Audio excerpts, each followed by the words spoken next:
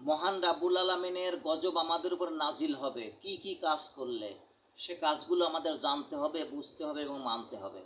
তাই আসুন আমরা জানার চেষ্টা করি, মানার চেষ্টা করি এবং বোঝার চেষ্টা করি যে কি কি কাজ করলে মহান রাব্বুল আলামিন আমাদের উপরে গজব নাজিল করবেন। আসুন আমরা জানার চেষ্টা করি। প্রথম হচ্ছে, আল্লাহর সাথে যদি কাউকে শরিক করা যায়, শিরক করা যায়, আল্লাহ শিরকের গুনাহ কখনো ক্ষমা করবেন না। তাই আসুন আমরা আল্লাহর সাথে শিরক করব না, কাউকে শরিক না করার চেষ্টা করি, যেন মহান রাব্বুল আলামিন আমাদের উপর গজব নাজিল না করেন। আর দ্বিতীয় হলো, কুফরি করলে, যদি আমরা কুফরি করি, কুফরি মতবাদ বিশ্বাস করি, কুফরি মতবাদের পথে চলি, তাহলে অবশ্যই আমাদের উপরে গজব নাজিল হবে আল্লাহর। আর তৃতীয় হলো সমকামিতা। সমকামিতা যদি আমরা করি, সেটা ছেলের সাথে ছেলের হোক, মেয়ের সাথে মেয়ের হোক, সমকামিতা করলে অবশ্যই আমাদের উপর গজব নাজিল হবে এবং সমর্থন করলেও আমাদের উপর গজব নাজিল হবে। আর তৃতীয় হচ্ছে জেনা ব্যভিচার। পৃথিবীতে যত জেনা ব্যভিচার হবে তত পৃথিবীতে আল্লাহর গজব নাজিল হবে।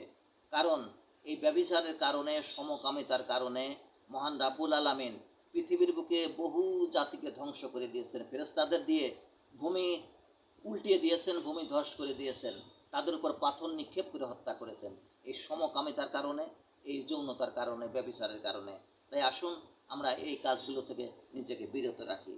আর স্বজনদের সাথে যদি আপনি খারাপ আচরণ করেন, তাদের সাথে সম্পর্ক ছিন্ন করেন, তাহলে আপনি রক্ষা করতে পারবেন না কেউই, আপনাকে অবশ্যই গজবে নাজিল হতে হবে। কারণ যে ব্যক্তি আত্মীয়তার সম্পর্ক ছিন্ন করলো, সে ব্যক্তি কখনোই জান্নাতে যেতে পারবে না। তাই আসুন আমরা স্বজনদের সাথে, আত্মীয়দের সাথে সম্পর্ক বজায় রাখার চেষ্টা করি। আর মিথ্যাবাদী কখনো হওয়া যাবে না। মিথ্যাবাদী, আমরা যত মিথ্যা কথা বলবো, সত্যকে যত আড়াল করার চেষ্টা করব, তত আমাদের উপরে গজব নাজিল হতে থাকবে। তাই আসুন আমরা মিথ্যা বলা থেকে, মিথ্যা পথে চলা থেকে নিজেকে বিরত রাখি। আর শেষে হলো, যে ব্যক্তি অহংকার করবে, দাম্ভিকতা প্রকাশ করবে, যে ব্যক্তি মানুষের সাথে খারাপ আচরণ করবে, এই জাতীয় অহংকার করলে, দাম্ভিকতা দেখালে, মানুষের সাথে খারাপ আচরণ করলে অবশ্যই আল্লাহর গজব তাদের উপর নাজিল হবে।